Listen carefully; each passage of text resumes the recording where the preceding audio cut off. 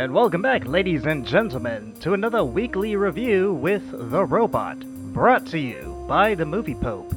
And here he is, bolts and nuts akimbo, The Robot. Gone in 60 Seconds from 2000 is one of those Nicolas Cage movies where you don't really need to be a gearhead to enjoy it. But there are some things that stood out that I would like to point out. Doesn't really show off Nicolas Cage's acting chops as much as his driving skills, which you don't really need to learn from acting school to pull off. It's standard fare, really. The good guys aren't really the good guys, just a bunch of thieves, but there's honor among them when compared to the British guy who is a really bad guy. So, let's take a gander and see what we can glean from this movie.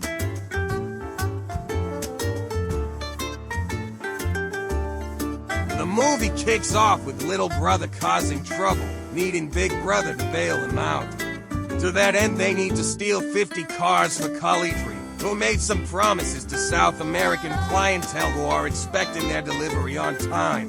Never mind how they get it, so long as they get it.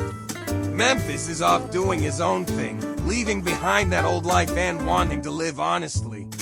Calitri uses Kip's indiscretion to get him back into the game. Kinda reminds me of John Wick Chapter 2 where Santino pulls Wick back into the assassin life. Kip, for his part, wants to prove he's as good as his brother. Maybe better, but he makes so many mistakes along the way that Big Bro has to get involved, reluctantly. Keep in mind that both brothers are involved in shady business with cars. So, technically, both are the black sheep, except Memphis has a reputation that precedes him, whereas Kip is just an idiot. I mean, he seems out of it most of the time, like he must be on something.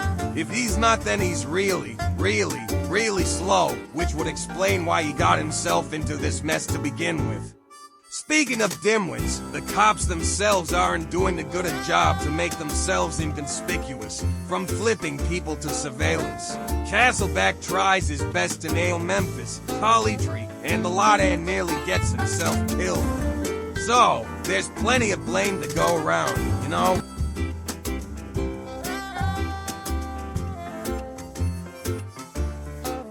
The bulk of the movie centers around the crew selecting the cars they're going to steal and then enact their plan. And man, are they ambitious. They got to steal 50 cars in 72 hours, which is a pretty tall order. And the cars they're jacking aren't just your run-of-the-mill mid-sized sedans and hatchbacks.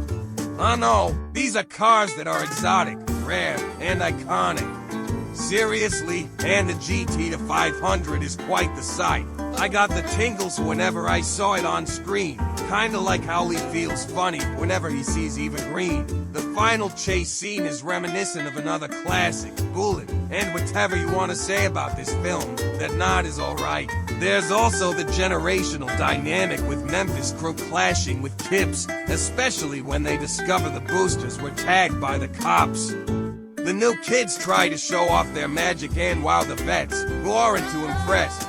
Furthermore, the kids just prove their lack of street smarts. But never mind that. In the end, everything turns out fine and the kids learn something from their elders, I think.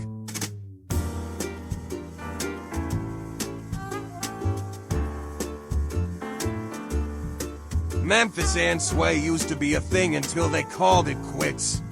There's a tension at the beginning of the movie, but as the story progresses they begin to rekindle their romance. But in a movie that is primarily focused on family and swiping cars, there's already a lot going on. The last thing you need is inserting another storyline that, really, doesn't add or impact the majority of the characters. I'm sure they just wanted to make Angelina Jolie's character have a soft spot besides being a tough-as-nails mechanic and barfly. But the romance angle doesn't do the trick. She was hesitant to get back into the Grand Theft Auto life until she learns Kip is in trouble and is back in because she wants to help.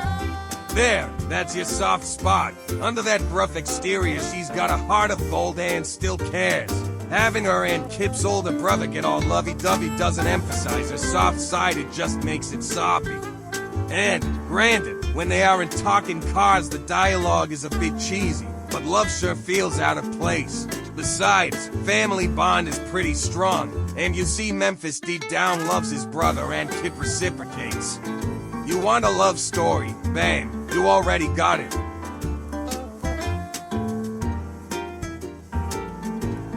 The movie may be focused on carjacking, which is a serious crime, but there's also some animal humor.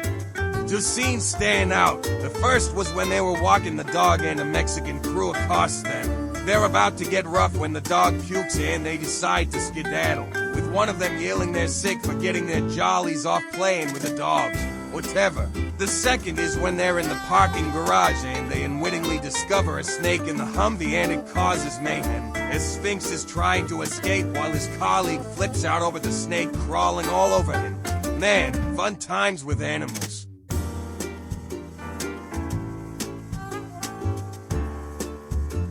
Gone in 60 Seconds is not a well-written movie, but it doesn't need to be, not when you're relying on car chases, a heist with a timetable, and some eye candy. Like all other heist movies, you're not in it because of the characters or the dialogue, but what plays out right in front of you. Blink and you'll miss the action. There's just so much going on. The villain, Khalitri, is corny and is a one-note bad guy whose only grace is that you seldom see him. The lead isn't very engaging and is relying on the time-tested blood is thicker than water mantra to make you root for him as he tries to save his brother. Still, I don't fault this movie too much because there isn't much in terms of expectations. It doesn't take itself too seriously, it's just there to have a good time. And when you approach the story from that angle, the audience can very much get behind it, because you're inviting them to join in the ride. Thanks for watching, and if you don't mind, please leave us a like, it helps a lot. And while you're at it, subscribe so you never miss an episode drop. This is the Robot signing off.